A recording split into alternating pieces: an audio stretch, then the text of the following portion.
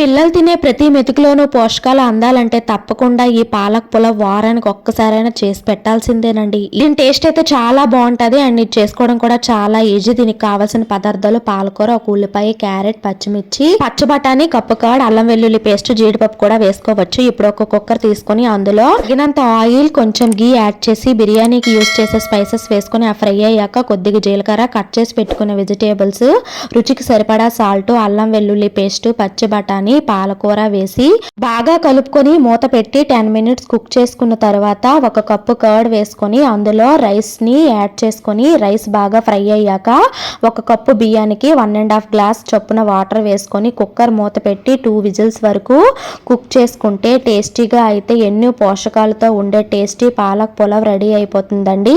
మీరు కూడా ఈ పులావ్ని ట్రై చేయండి, పిల్లలకైతే టేస్ట్ చేయించండి. మరిన్ని వీడియోస్ కోసం అయితే నా ఛానల్ని సబ్స్క్రైబ్ చేసుకోండి. Thank you.